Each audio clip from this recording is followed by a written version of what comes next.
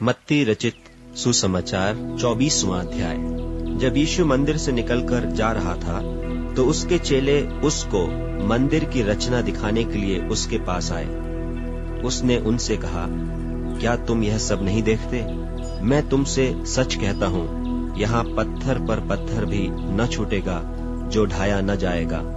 और जब वह जैतून पहाड़ पर बैठा था तो चेलों ने अलग उसके पास आकर कहा, हमसे कह कि ये बातें कब होंगी और तेरे आने का और जगत के अंत का क्या चिन्ह होगा? यीशु ने उनको उत्तर दिया, सावधान रहो, कोई तुम्हें न भरमाने पाए, क्योंकि बहुत से ऐसे होंगे जो मेरे नाम से आकर कहेंगे कि मैं मसीह हूँ, और बहुतों को भरमाएंगे। तुम लड़ाइयों और लड़ाइयों की चर्चा सुनोगे। देखो, घबरा न जाना, क्योंकि इनका होना अवश्य है, परंतु उस समय अंत न होगा। क्योंकि जाति पर जाति और राज्य पर राज्य चढ़ाई करेगा, और जगह जगह अकाल पड़ेंगे और भूइंडोल होंगे। ये सब बातें पीड़ाओं का आरंभ होंगी। तब वे क्लेश दिलाने के लिए तुम्हें पकड़वाएंगे और तुम्हें मार डालेंगे, और मेरे नाम के कारण सब जातियों के लोग तुमसे बैर रखेंगे। तब बहुतेरे ठोकर खाएंगे और एक दूसरे को पकड़वाएंगे और एक दूसरे से बैर रखेंगे। और बहुत से झूठे भविष्यवक्ता उठ खड़े होंगे और बहुतों को भरमाएंगे, और अधर्म के बढ़ने से बहुतों का प्रेम ठंडा हो जाएगा। परंतु जो अंत तक धीरज धरे रहेगा, उसी का उद्धार होगा। और राज्य का यह सुसमाचार सारे जगत में प्रचार किया जाएगा कि सब जातियों पर गवाही हो, तब अंत आ जाएगा। सो जब तुम उस उजाड़ने वाली घृणित वस्तु को, जिसकी चर्चा दानियेल भविष्यद्वक्ता के द्वारा हुई थी, पवित्र स्थान में खड़ी हुई देखो, जो पढ़े वह समझे। तब जो यहूदिया में हो वे पहाड़ों पर भाग जाएं, जो कोठे पर हो वे अपने घर में से सामान लेने को न उतरे, और जो खेत में हो वे अपना कपड़ा लेने को पीछे न लौटे। उन दिनों में जो गर्भवती और दूध पिलाती होंगी, उनके लिए हाय हाय। और प्रार्थना किया करो कि तुम्हें जाड़े में या सब्त के दिन भागना न पड़े, क्योंकि उस समय ऐसा भारी क्लेश होगा जैसा जगत के आरंभ से न अब तक हुआ और न कभी होगा। और यदि वे दिन घटाए न जाते तो कोई प्राणी न बचता, परंतु चुने हुओं के कारण वे दिन घटाए जाएंगे। उस समय यदि कोई तुमसे कहे कि देखो मसीह यहाँ है या वहाँ है, तो प्रतीति न करना, क्योंकि झूठे मसीह और झूठे भविष्यद्वक्ता उठ खड़े होंगे और बड़े चिन्ह और अद्भुत काम दिखाएंगे, कि यदि हो सके तो चुने हुओं को भी भरमा दें। देखो, मैंने पहले से तुमसे यह सब कुछ कह दिया है।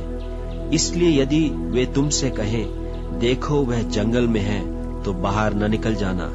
देखो वह कोठरियों में है, तो प्रतीति न करना, क्योंकि जैसे बिजली पूर्व से निकलकर पश्चिम तक चमकती जाती है, वैसा ही मनुष्य के पुत्र का भी आना होगा।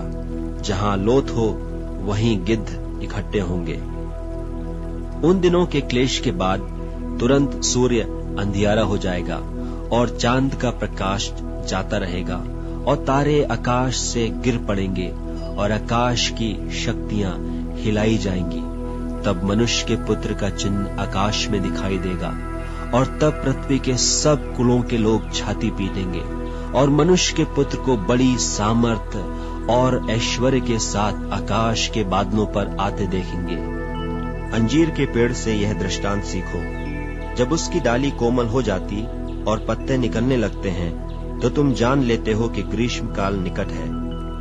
इसी रीति से जब तुम इन सब बातों को देखो, तो जान लो कि वह निकट है, वरन द्वार ही पर है। मैं तुमसे सच कहता हूँ कि जब तक ये सब बातें पूरी न हो लें, तब तक यह पीढ़ी जाती न रहेगी।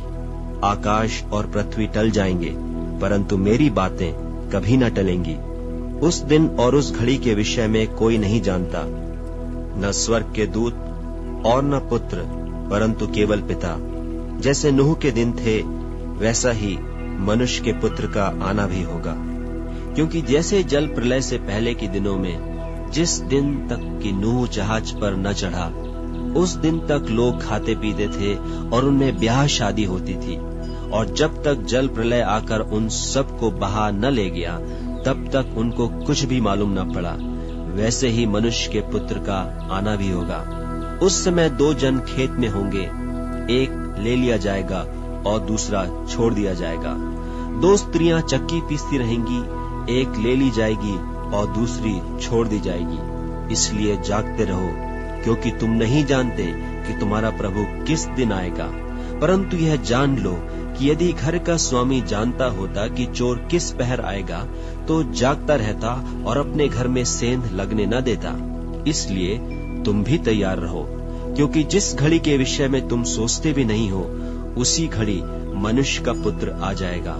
सो वह विश्वास योग्य और बुद्धिमान दास कौन है, जिसे स्वामी ने अपने नौकर चाकरों पर सरदार ठहराया कि समय पर उन्हें भोजन दे? धन्य है वह दास जिसे उसका स्वामी आकर ऐसा ही करते पाए। मैं तुमसे सच कहता हूँ, वह उसे अपनी सारी संपत्ति पर सरदार ठहराएगा। परंतु यदि वह दुष्ट दास सोचने लगे कि मेरे स्वामी के आने में देर है, और अपने साथी दासों को पीटने लगे और पियक्कड़ों के साथ खाए पिए, तो उस दास का स्वामी ऐसे दिन आएगा जब वह उसकी बाट न जोता हो और ऐसी घड़ी की वह न जानता हो, और उसे भारी ताड़ना देकर उसका भाग कपटियों के साथ ठहराएगा। वहां रोना और दांत पीसना होगा।